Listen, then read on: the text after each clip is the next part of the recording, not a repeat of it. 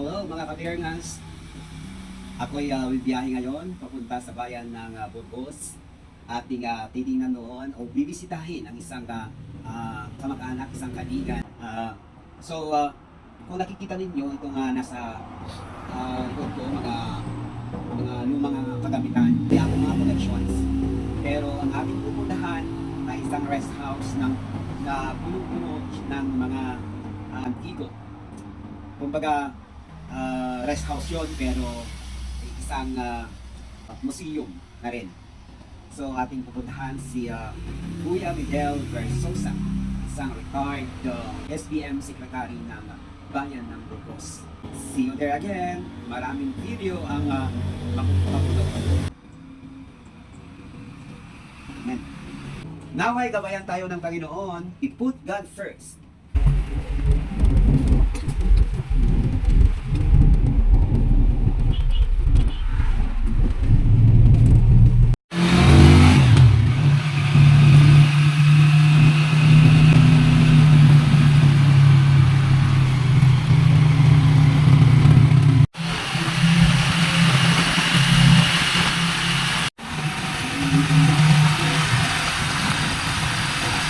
I'm here now in Burgos and still going to the rest house of Mang Miguel.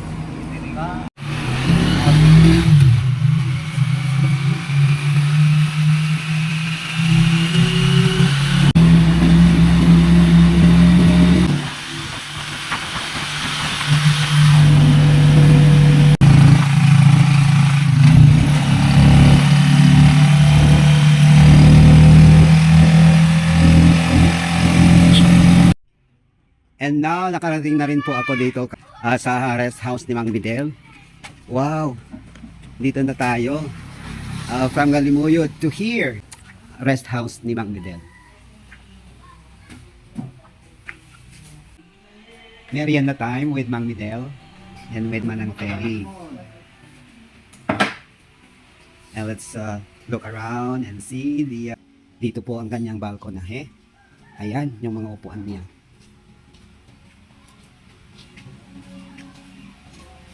No, so amazing.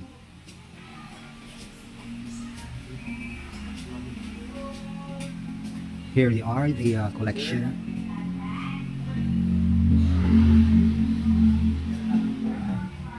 Ayan, wow.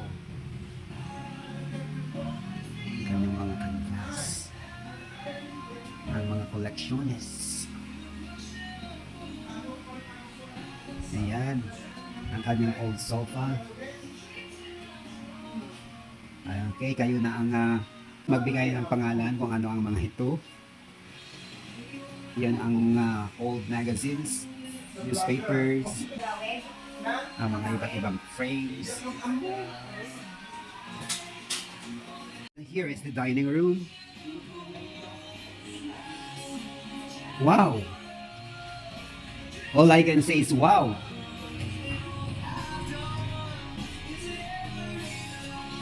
Everything here is wow. The painting, the frames.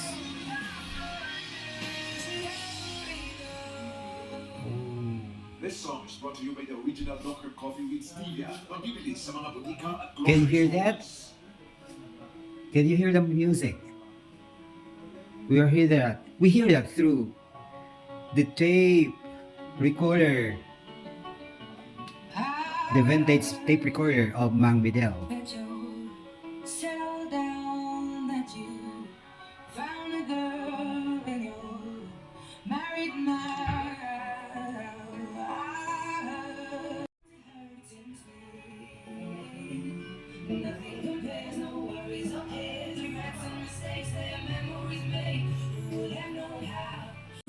Yung wall niya, very natural. Walang kakulay-kulay, pero pinapating ka dito ng mga paintings. Yan. Tingnan natin ang dirty kitchen. Wow, dirty kitchen, parang maganda na. Yan. May bikao, may mga kahoy, at dito ang kanyang lutuan. Tingnan natin. Oh, ang ganda. Diba? Talagang napakahusay ang pagkagawa. Ayan. Dati pang lang detal. At mayroon din dito sa tabi ng kusina ang water system niya, ang Jetmati.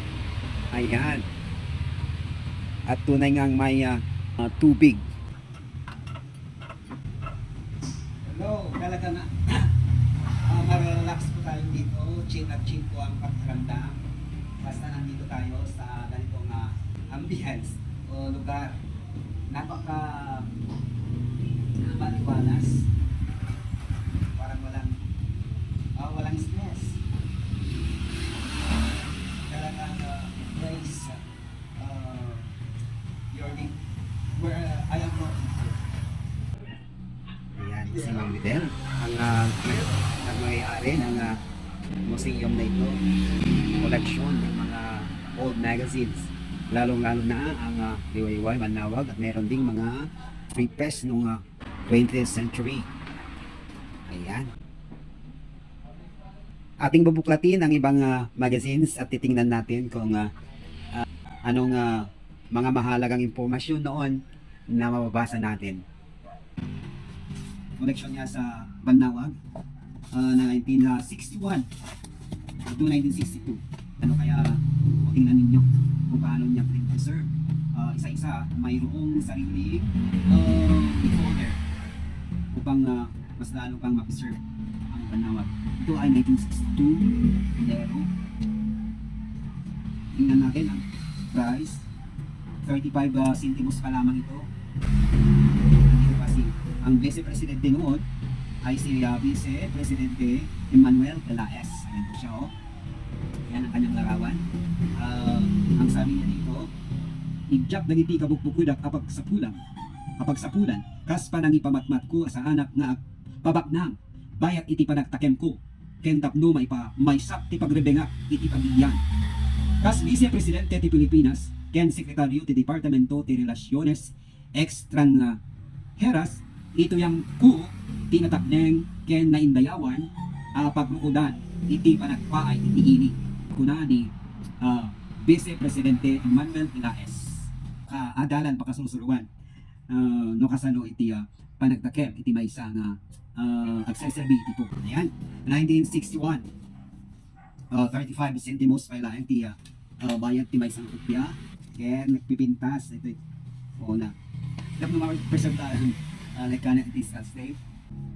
Okay, na may isang istorya dito nga napulwan iti balitok Barrairo. Ket iti presidente ni na-elect iso ni President-elect Makapakal. Kasi matikunana iti may isang damdamag. Not I but you, the people won. Thank you. Iti ko na ni Diosdado Makapakal. So iti President-elect iti kay nga Tiyempo.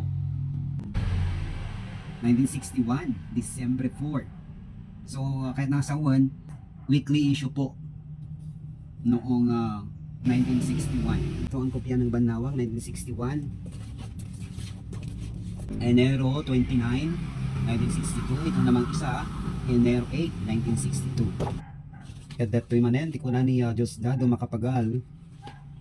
Kasi di ko na Jak tu palubusan ti siya sino man ang pabaknang babaen ti takem na iti turay wenno siya sino an akabagyak amumyang iti administrasyon ko.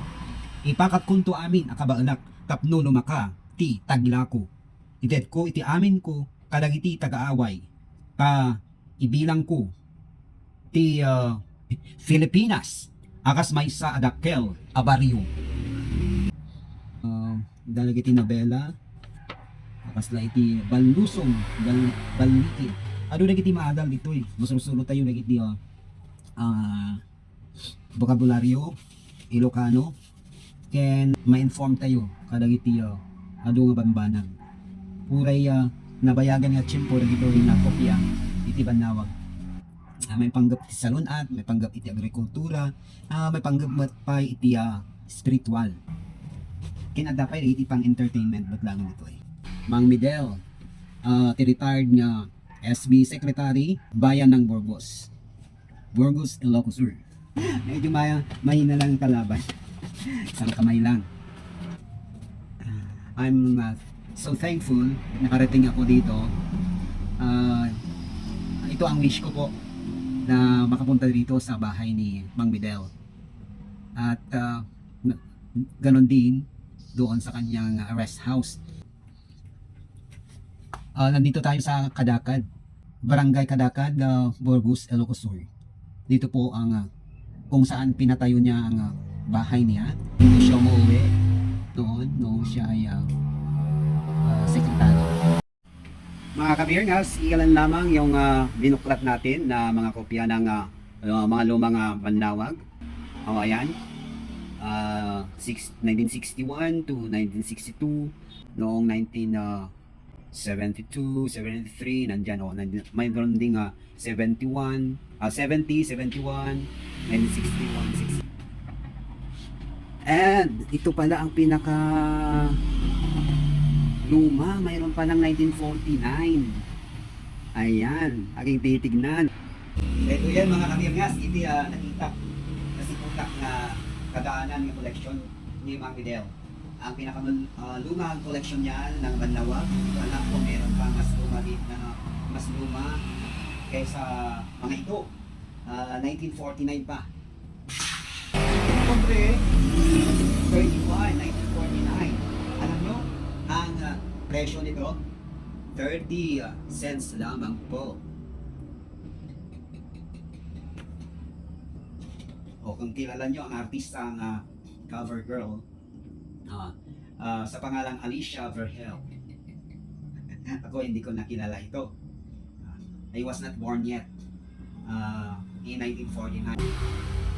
Extra care lang ang ating pagbuklat dahil ay moment talagang maiwala yung mga pahina nito. 30 cents pa rin, 1948. Mayroon. Akala ko 1949 ang pinakamaluma. 1948 pala, mayroon din. Baka mayroon pa dito, 1946, 47, gano'n. 1948. Akala ko ito na ang record holder. Ito pa pala. O mayroon pa, iba. 1948. At ito. Talagang dito na inilagay ni Kuya Bidel, Mang Bidel, sa mga plastic cover para lamang sa pagka-preserve nila. Ayan, ito naman. Ano ti pasat dito ko nanay ko. Aduti pa kay lapwan ti panag pinasakit tayo ket saan tayo amawatan no apay. Matalinhaga po ang sinabi dito. Ayan. Busog na sa kapapanood, busog pa tayo sa pag-video, busog din tayo sa mga nalaman, mga impormasyon na natutunan natin dito sa mga lumang Banlawag. At kung may pagkakataon tayo, basahin natin isa-isa lumang Banlawag. Nagpapakita naman na mayaman ang ating kulturang mga Ilocano at ganoon din sa literatura. Aminin ko, dito ako natuto. Marami akong natutunan sa pagbabasa ng Banlawag. Parang Bible of the Ilocanos ito. Hindi naman kasi comics lang, pero mayroon ding mga spiritual nababasa natin sa Banlawag. Kultura, kalusugan, political, sports, at showbiz. Marami pa. At ang pinagbago namin ngayon ay hindi na siya weekly. Ito naman ang latest copies o ang kopya ng Banlawag from July to December. Pero hindi pa natin na umabot sa December 2023. Ito ang latest. Kung saan ang isang kopya ay 50 pesos. Ikumpara natin yung pinakaunang kopya na ating nakita dito, 30 centimos lamang. Ngayon, 50 cents. 50 pesos. Hindi naman nakapagtataka, lahat naman ng bagay ay tumaas na ang presyo. Isa na dito, ang Banawag. Fresh, bago. Tulad yung mga na-preserve na talagang pinaingatan, pati sa paghawak natin ay maingat tayo dahil sa kalumaan. Ito naman ang bago. Kilala nyo na ang mga artista cover.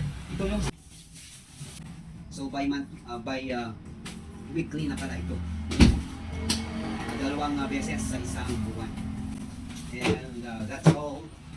Kung may time pa, kita po ang mga pahina ng mga lumang Banawag. Right ba? Malagayat ng mga aso ng Diyos Mito sa mali. Hindi pa mo hindi pa yung mga tradition sa mga pagkasabi na naman po. Kaya tradition namin at mga modern na I want talaga ito yung iba yung ito. In Jesus' name we pray. Amen.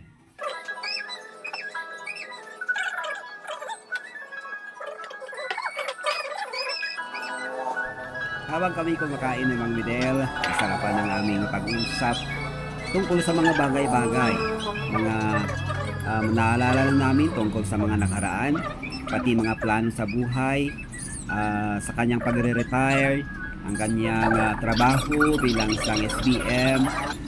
Tinanong ko pa siya kung may plano siyang pasok sa politika pero wala sa kanyang bokabularyo.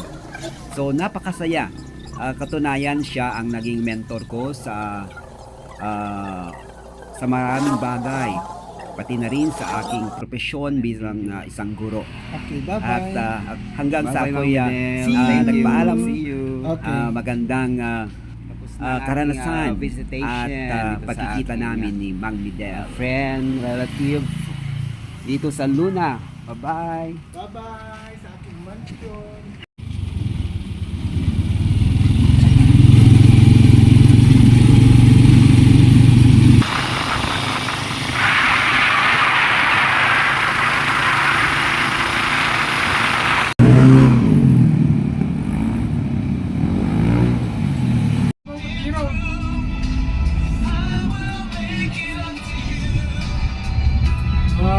Murahin na PDM say.